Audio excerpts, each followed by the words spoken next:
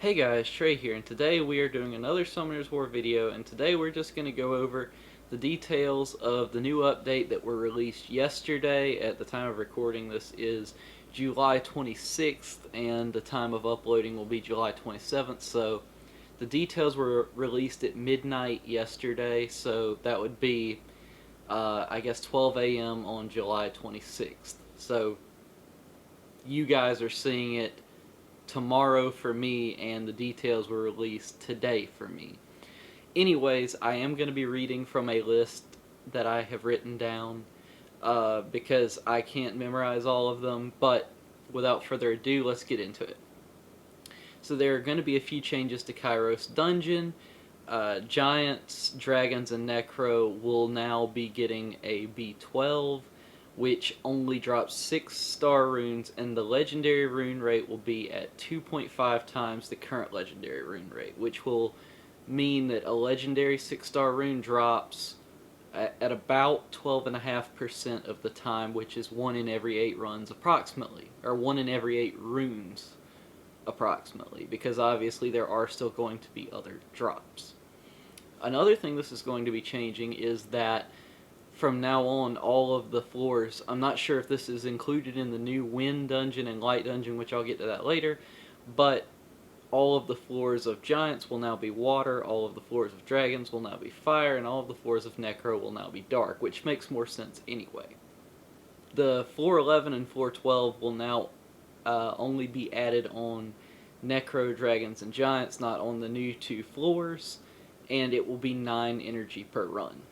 So that's the rundown of the new stuff for Kairos.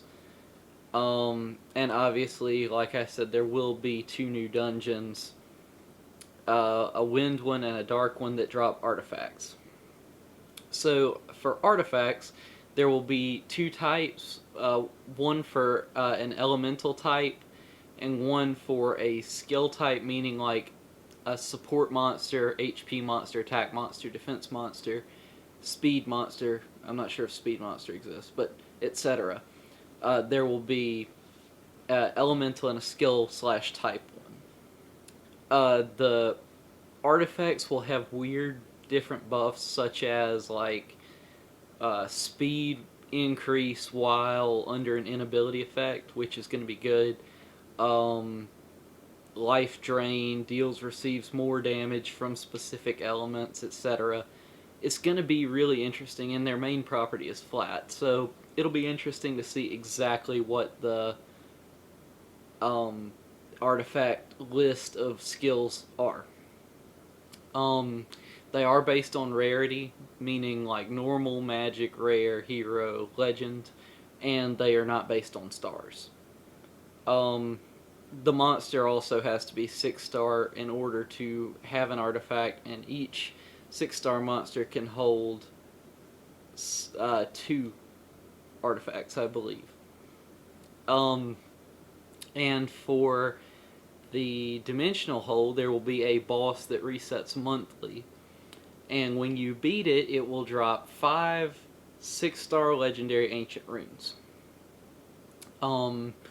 So you get to choose one, which seems like a lot of work for one rune, but honestly, if you think about it, I only keep 1 usable rune a month basically anyway, so you know that bumps it up to 2.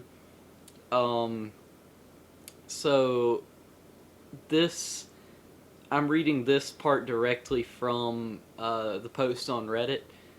The rest I've written down from the post on Reddit. I'm using that as a reference. So it says this content should be doable by all players, as the base stats will be increased by 10. So your Lushing with a base attack of 900 will be 9,000. Same goes for every other stat. The base stat change doesn't affect the bonus stats from runes, which basically makes runes kind of negligible, and it's kind of weird. And they have announced that they are considering auto farming, which is pretty ridiculous, honestly, considering how pay to win the game already is. It'll make it even more so. In my opinion, auto farming is good and bad, because it will let everyone have a more fair chance, but it will also take away a lot of fair chance from the players who don't put money into the game, I'd say regularly. And I'm not going to define regularly because regularly is different for different people. But anyway, now I'm going to move on to my thoughts. So for Kairos, I'm super excited for B12. That is probably at the top of my list for my favorite thing. I'm not super excited about artifacts. I really don't like that idea at all. I think it will widen the gap between free-to-play people and people who spend regularly on the game, and I think that Com2uS will take advantage of those people, even more so. Thirdly, I really love the dimensional hole idea with the monster in a TOA style where it resets monthly and you basically get an extra 6-star legend rune that you get to keep, which is going to be pretty great. And lastly, I believe auto farm is not a good idea because it will further widen the gap between free-to-play and people who spend regularly, because those people will be able to spend more on crystals, which will in turn give them more energy to auto farm. So Com2uS is actually taking into consideration how free-to-play is going to work with this, and I really hope they're going to do the right thing and make a good choice to either balance it in such a way to where I guess you could get a certain number of auto runs from completing missions or something, and not just make it free reign of auto, because that would not favor free to play at all, which it's regardless of whether the game company is made to make money or not, their first and foremost purpose should be to create a playable game and to create a good environment for all users, regardless of whether they choose to pay as they go in the game or whether they choose to play the free content that Com2uS has put out. So in my opinion, first and foremost, the company should cater to the players of the game and not specifically the ones that pay or the ones that don't. Lastly, I'd like to add a side note that, in my opinion, this update is too big. I feel like if this had all been added little by little, it might not have given me such a shock, but it kind of shell-shocked me a little bit. I'm thinking about how much farming I'm going to have to do now and how much everything I'm going to have to do. I'm just barely getting my speed teams down now, and then all of a sudden everything is everywhere and I basically have to restart. But then again, everybody does.